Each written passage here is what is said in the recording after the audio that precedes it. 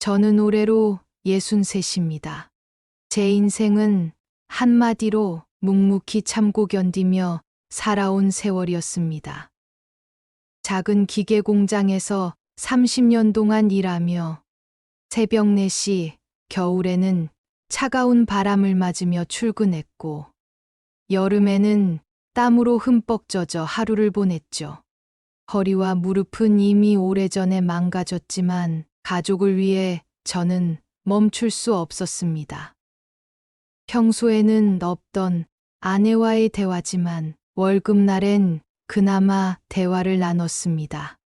여보, 월급 받았어. 아내는 냉정하게 대답하곤 했습니다. 거기다 더요. 생활비부터 써야 하니까. 그저 조용히 봉투를 건네는 게 전부였죠. 아내가 저축을 한다고 했지만 매달 빠듯하게 산다고 하니 얼마나 저축이 모여 있는지 물어보기 미안하게 되더군요. 제 삶은 오로지 가족을 위해 존재했어요. 아내와 딸을 위해 허리 디스크와 무릎 수술 후에도 일을 쉬지 않았습니다. 딸 학비와 집 마련을 위해 편안한 노후는 아예 없다고 생각하며 살아왔죠. 얼마 전 결혼한 딸 지희는 항상 저를 무시하는 태도였습니다. 아빠는 왜 평생 그렇게만 살아? 무슨 뜻이야? 지희야, 아빠, 거울 안 봐? 옷도, 신발도, 머리도 진짜 지저분해. 아빠처럼 사는 거 진짜 싫어. 그래서 지금 이 꼴이잖아. 그 말을 듣는 순간 가슴이 철렁 내려앉았습니다. 딸이 부끄럽게 여기고 있다는 사실을 이렇게 노골적으로 드러내다니. 저는 애써 웃으며 대답했습니다. 아빠가 이렇게 산 건 너 잘 되고 우리 가족이 더 좋게 살려고 하는 거야. 하지만 지희는 비웃듯 말했습니다. 결국 뭐가 남았는데? 아빠가 나를 위해 뭐 했는지 지금은 아무것도 모르겠어. 그 말을 들으며 저는 참았던 눈물이 나올 뻔했지만 묵묵히 넘겼습니다. 그게 제가 지금 할 수 있는 일이었다고 믿었으니까요. 그러던 올해 초, 제 삶은 한순간에 무너졌습니다.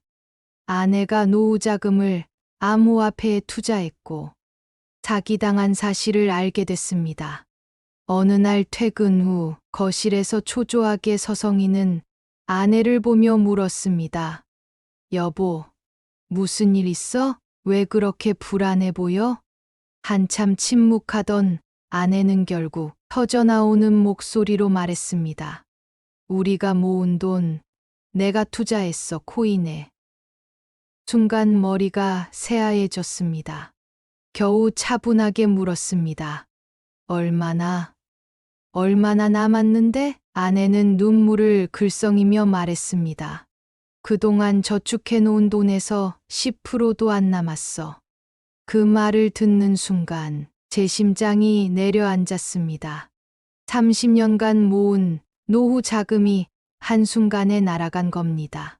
힘겹게 물었습니다. 왜 나한테 말도 없이 했어? 아내는 울컥하며 소리쳤습니다. 왜냐고? 당신이 평생 모으기만 했잖아. 내가 뭔가 해보려고 했던 거잖아. 그래도 이렇게 다 잃으면 어떻게 하자는 거야? 내가 이렇게라도 안 했으면 우리 다 굶었을 거야. 당신 월급으로 뭐라도 할 수 있었겠냐고. 아내의 말이 제 가슴에 비수처럼 꽂혔습니다. 저는 오직 가족을 위해 살아왔는데 그 희생마저 무시당하는 것 같았습니다. 더 큰 충격은 딸 지희의 반응이었습니다. 이 사실을 전했을 때 지희는 무심히 말했습니다. 아빠, 이제 와서 어떡해. 어쩔 수 없지.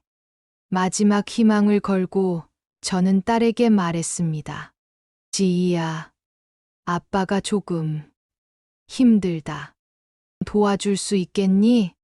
그러자 지희는 어이없다는 듯 대답했습니다. 저도 제 인생이 있어요. 아빠가 평생 모은 돈은 날려놓고 이제 와서 제가 책임지라는 거예요? 각자 도생하는 거죠. 그 말을 듣는 순간 제 희망은 완전히 꺼졌습니다.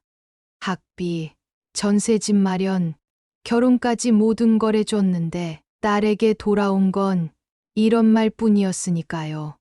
저는 이제 허리는 굽었고 무릎은 아픕니다. 더는 일할 힘도 없습니다. 남은 건 얼마 안 남은 노후 자금과 차갑게 등을 돌린 가족들 뿐입니다. 아내는 여전히 비난을 멈추지 않았습니다. 당신은 평생 월급쟁이로 살았잖아. 내가 아니었으면 우리 집이 어떻게 됐겠어.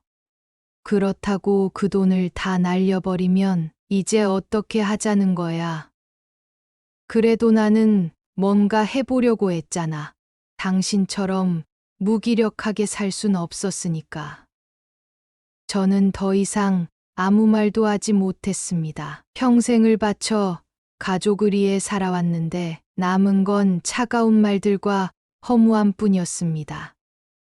혼잣말처럼 중얼거렸습니다. 내가 평생 뭘 위해 이렇게 살았을까? 앞으로 어떻게 살아야 할지 모르겠다. 제 희생은 결국 허공에 흩어지는 것만 같습니다. 이 이야기를 듣고 나니 가슴이 먹먹해지네요.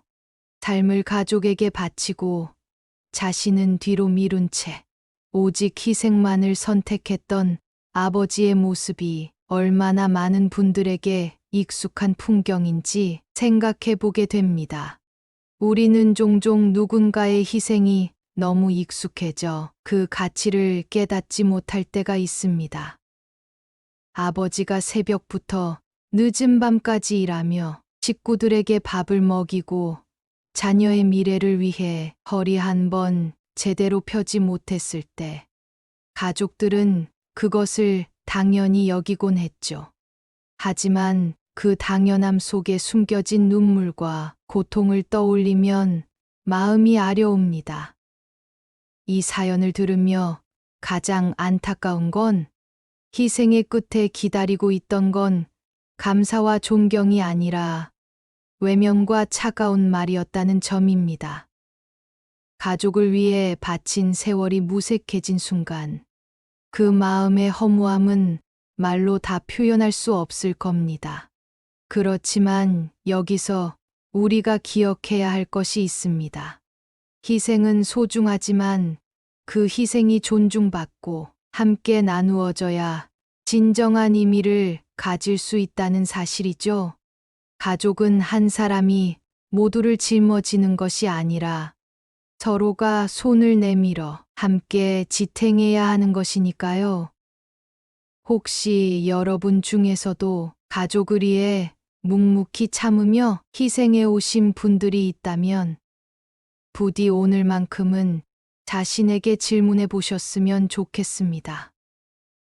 나는 내 삶을 얼마나 존중하며 살아왔을까? 희생도 중요하지만 나 자신을 돌보고 내 마음을 살피는 것도 잊지 말아야 할 일입니다. 그리고 이 이야기를 듣는 분들 중 자녀나 배우자의 입장에 있는 분들이라면 한 번쯤은 가장의 삶을 돌아봐 주세요. 우리가 당연하게 여겼던 희생 속에는 수없이 삼킨 눈물과 마음속 외로움이 있었을 겁니다. 따뜻한 말 한마디라도 건네는 것이 얼마나 큰 위로가 될 수 있는지 상상해 보세요. 삶은 서로가 기대어야 더 행복해지는 겁니다.